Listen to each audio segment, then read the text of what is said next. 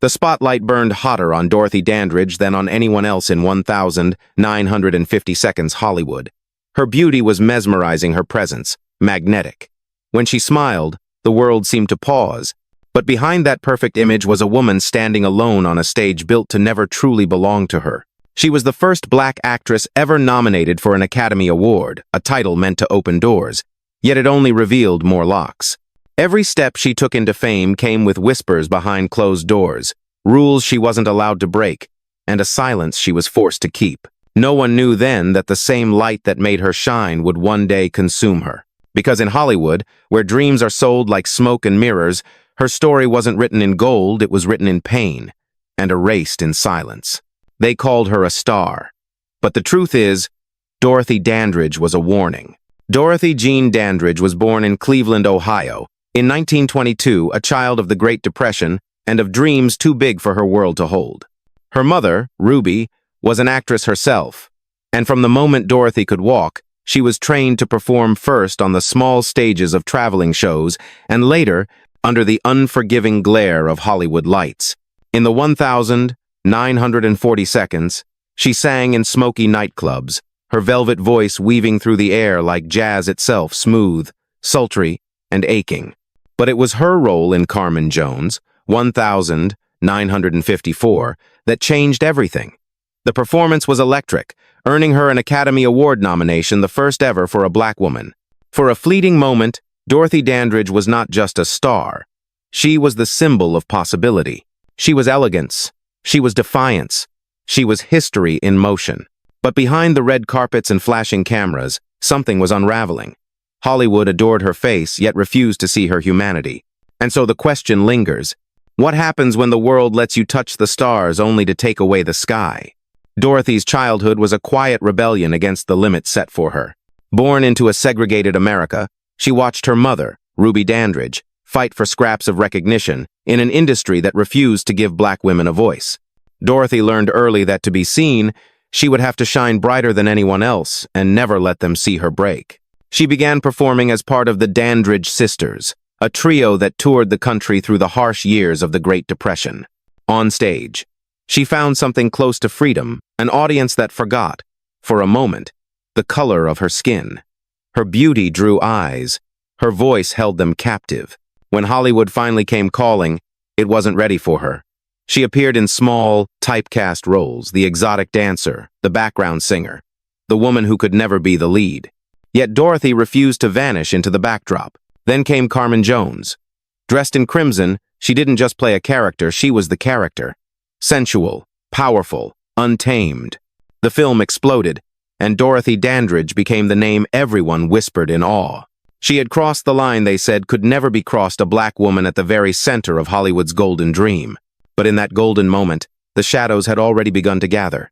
Fame brought Dorothy the recognition she had always craved: magazine covers, awards, interviews that called her the new face of Hollywood. But every headline carried a silent footnote. For a black woman, behind the applause, she faced the same walls, the same stairs, the same unspoken boundaries.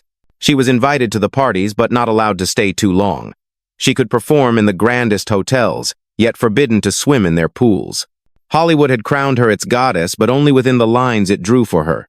The deeper she stepped into stardom, the lonelier it became. Her private life turned into quiet wars.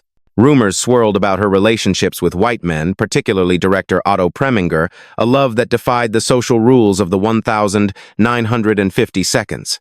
For that defiance, she paid dearly. Studios stopped calling. Roles vanished. The same men who once praised her now whispered that she had gone too far. And while her name glittered on the marquees, her finances were crumbling. Her trust misplaced in managers who drained her wealth. Dorothy found herself smiling for cameras while debts grew behind the scenes. Every standing ovation hid a wound. Every close-up captured a woman learning that fame, for her, was not freedom, it was captivity wrapped in gold. By the early 1,960 seconds, the golden lights that once adored Dorothy began to fade. The industry she helped redefine no longer had a place for her. Hollywood moved on newer faces, safer stories. And for a woman who had dared to be both beautiful and black, there was little mercy. Her finances had collapsed. The glamorous life that once sparkled in photographs was replaced by small club performances, the kind where the crowd barely looked up from their drinks. Dorothy, who once commanded the big screen, was now singing to survive. Each note trembled with both grace and exhaustion, a haunting reminder of what had been lost. The battles within her grew heavier. Years of rejection, heartbreak, and betrayal left invisible scars.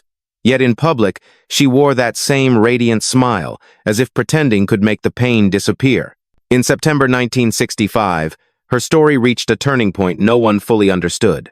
She was found lifeless in her small Hollywood apartment, a woman once worshipped by millions, now surrounded by silence. Some called it an accident. Others whispered it was something more, the quiet end of a long fight with herself and the world that refused to see her. Her final performance, perhaps, was the act of disappearing. Dorothy's death stunned Hollywood, though only for a moment. The headlines were brief, respectful, and distant, a final act of politeness from an industry that had already abandoned her. Reporters called it a tragedy, a mystery, a sudden loss.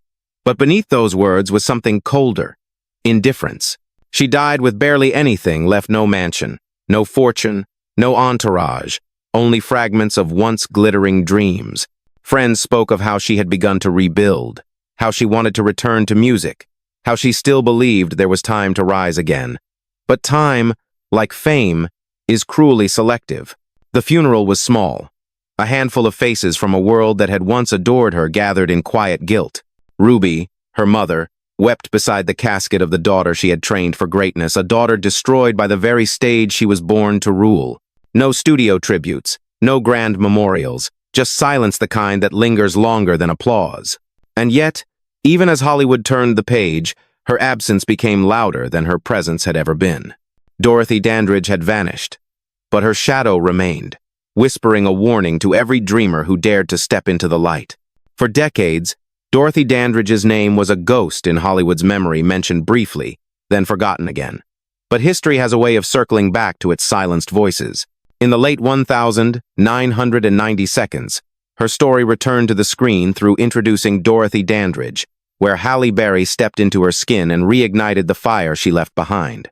It was more than a tribute, it was an apology. Today, every black actress who stands under a spotlight carries a piece of Dorothy's fight. From Halle Berry to Viola Davis, from Beyoncé's poise to Zendaya's grace, they walk through the door she once dared to knock on.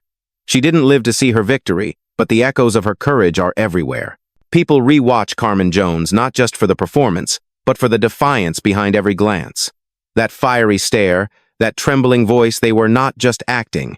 They were protest, painted in glamour. Dorothy Dandridge was not erased. She was rewritten into the DNA of every woman who refuses to be told who she can be. Her story reminds us that fame fades, but truth always finds its light again. Dorothy Dandridge's life was a mirror, one side shining with beauty, the other veiled in pain. Fame gave her the power to make history, yet it also caged her inside an image she could never escape. For every moment the world celebrated her brilliance, there was another when it refused to see her humanity. She embodied the contradiction of Hollywood itself, a place that builds legends from light, then buries them in silence. Her fame was dazzling, but her shadow told the truth about race, gender, and the impossible price of being both loved and unseen. In the end, Dorothy's story isn't just about loss, it's about courage. The courage to stand beneath a spotlight that was never meant to include her, and to burn anyway. The world remembers her now not for how she died, but for how she dared to exist. Because behind every photograph of perfection lies a shadow, and hers still lingers, whispering through the reels of old film, reminding us what it costs to be remembered. What do you remember most about Dorothy Dandridge, her beauty, her voice, or the silence that followed her name? If she were still here, what would you want to tell her? Share your thoughts below, because her story isn't just about the past, it's about every dreamer still trying to be seen in a world that looks away. Like, comment, and subscribe if you believe every light deserves to be remembered, even the ones that burn too soon. Fame and shadows, every star has its story.